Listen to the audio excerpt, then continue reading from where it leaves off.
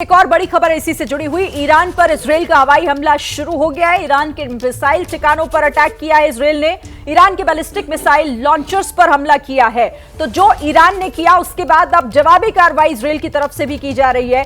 Iran के ballistic missile launchers पर attack किया है। हवाई हमले शुरू हो गए इजरायल के ईरान पर। मिसाइल ठिकानों को उसने निशाना बनाया कई अलग अलग जगहों पर, लेकिन इससे पहले ईरान ने मिसाइलों की बौछार की है इजरायल पर कई जगहों पर, जिसमें हाइफा है, तेल अवीव है, यरूशलेम है और इन शहरों की कई अलग अलग ठिकानों पर निशाना साधा गया है।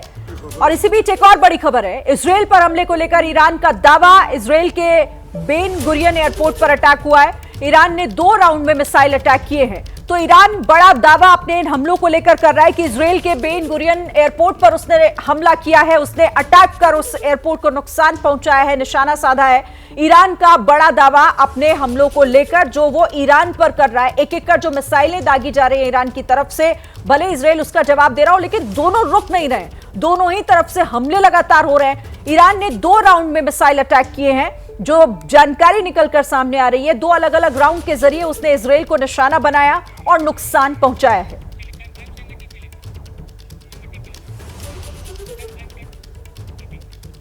और इसी बीच देखिए, एबीपी न्यूज से बोले भारत में इजरायल के राजदूत। ईरान पर इजरायल का एयर स्ट्राइक जारी है। हमने ईरान को बड़ा नुकसान पहुंचाया है। ईरान के परमाणु कार्यक्रम को बड़ा झटका लगा है। परमाणु कार्यक्रम नहीं रुका तो ईरान पर और हमले होंगे, उन्होंने यह भी कह दिया है साफ। और कहा कि उम्मीद है कि रूस और चीन इसमें दखल नहीं देंगे। ईरान ने हमला नहीं रोका तो फिर उसे इसकी कीमत चुकानी होगी।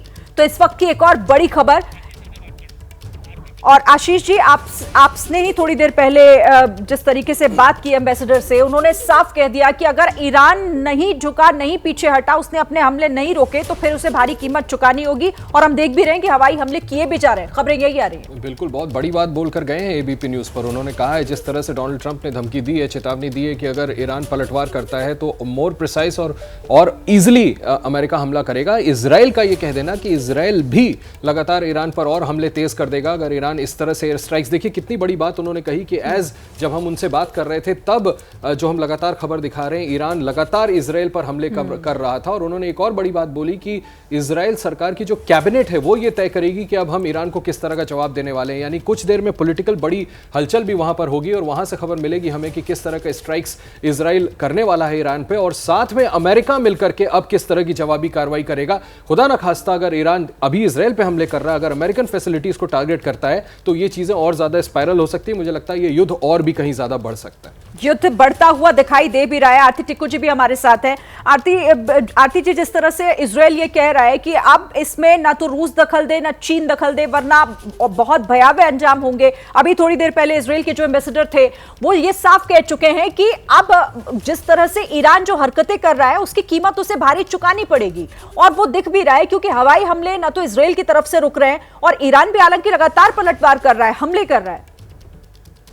देखिए, ईरान तो लगातार हमले सह ही रहा है और ईरान में जो नुकसान हुआ है वो इनफैक्ट दिखा भी रहे हैं। ऐसा उन्होंने कोई अटैक जो इजराइल ने ईरान पे किया उसको छुपाया नहीं। इनफैक्ट वो खुलेआम हम सोशल मीडिया में देख रहे हैं और ईरानियन मीडिया लगातार उसको दिखाया जा रहा है। लेकिन जो इजराइल में हो रहा है, क्या इजराइल दिखा रहा है कि कितना नुकसान हुआ है इजराइल को ईरानियन स्ट्राइक्स की वजह से? उसकी हमारे को जानकारी बहुत कम मिल रही है और हमको सही अंदाजा नहीं है कि हाइफा में कितना नुकसान हुआ, बाकी टेल अवीव में कितना नुकसान हुआ। लेकिन बात यह है कि अगर ये जो धमकी दे रहे हैं प्रेसिडेंट ट्रंप कि ईरान को बहुत नुकसान होगा, ईरान वो नुकसान लेने के लिए तैयार है। इनफैक्ट वो बहुत लंबे अरसे से इस जंग की तैयारी कर रहे हैं। ये किसी को गलतफहमी नहीं होनी चाहिए कि ईरान अभी अभी बना है और अभी अभी इस सब में घुसा है।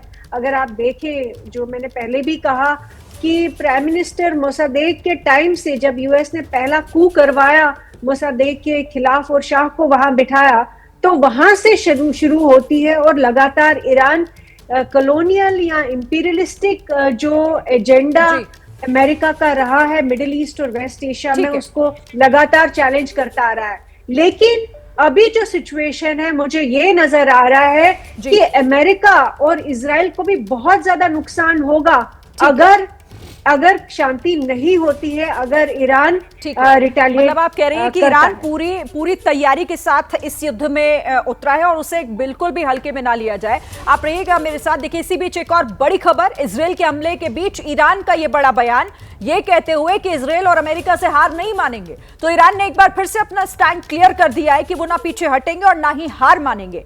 साथ ही ईरान की तरफ से यह भी साफ किया गया कि जो भी हमले हो रहे हैं, जो आक्रमण हो रहे हैं, उसका जवाब दिया जाएगा और ईरान जवाब दे भी रहा है, जो हम देख रहे हैं। देखिए, ईरानी सेना प्रमुख ने यह बयान दिया है इन हमलों को लेकर, यह कहते हुए कि हम हार मानने वाले नहीं हैं, ना इजराइल से हार मानेंगे और ना ही अमेरिका से हार मानेंगे, और हर हमले का जवाब देने के लिए ईरान तैयार है।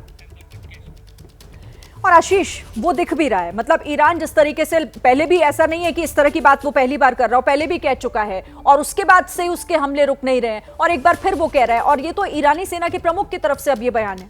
देखिए, दो इंडिपेंडेंट नेशंस की पहले जो लड़ाई शुरू हुई है उसमें कौन सा देश ज़्यादा मिलिटरीली मजबूत है, कौन उससे थोड़ा कमज़ोर है, इसका मतलब ये नहीं है कि जो मिलिटरीली कमज़ोर हो वो रिटेलिएट नहीं करेगा, जवाब नहीं देगा।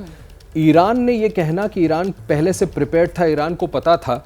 देखिए, इस बात को मानना तो पड़ेगा मौजूदा परिप्रेक्ष्य में कि इजराइल के हमले में जो main line of decision makers, top leadership है, वो एक एक करके एलिमिनेट की गई है। तो अगर ईरान इतना प्रिपेयर्ड होता तो रोक क्यों नहीं पाया? इजराइल की माइट मिलिटरीली ईरान से ज्यादा है, ईरान की कमर तोड़ी जा चुकी है, अब इसमें अमेरिका घुस गया है।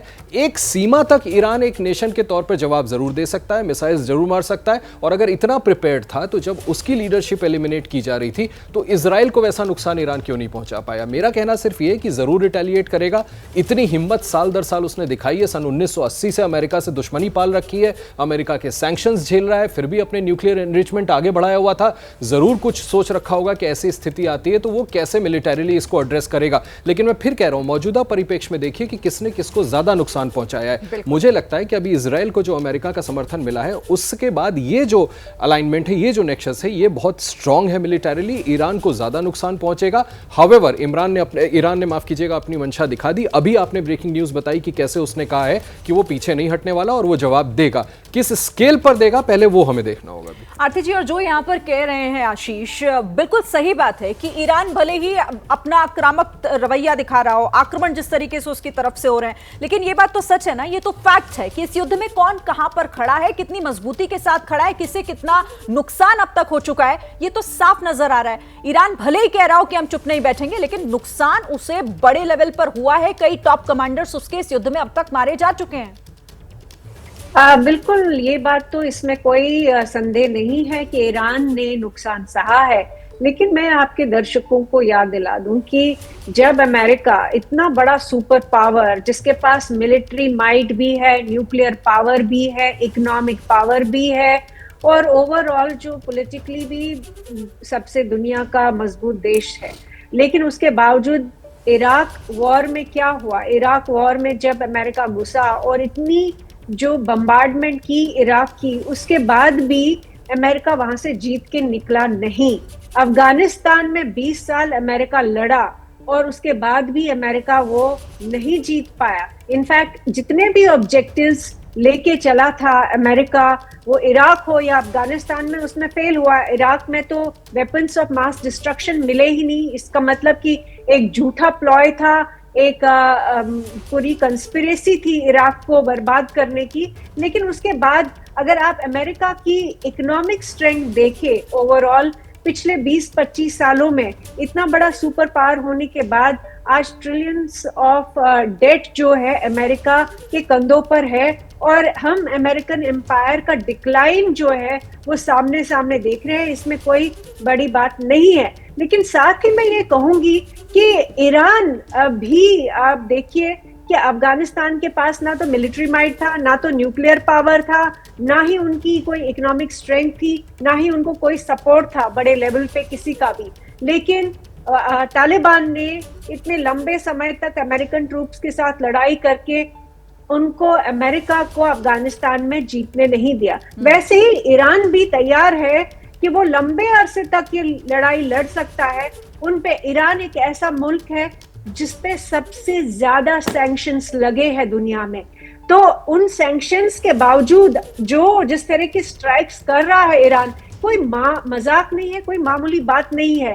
क्या किसी छोटे देश में इतनी क्षमता हो सकती है कि इतने सैंक्शंस हुए, इतना कुछ उनके खिलाफ हुआ, अमेरिका के लगातार प्रेशर बनाए होते हुए भी उन्होंने जो रिटेलिएशन कर रहे हैं इजराइल के खिलाफ, मुझे नहीं लगता है ये कोई मामूली बात है। दूसरी बात मैं ये कहूंगी कि पूरे मिडिल ईस्ट में अगर कोई आंख दिखा रहा है अमेरिकन सुपर पावर को, उनके इंपीरियलिस्टिक एजेंडा को, देखिए अंत में ये सारी लड़ाई रिसोर्सेज की है।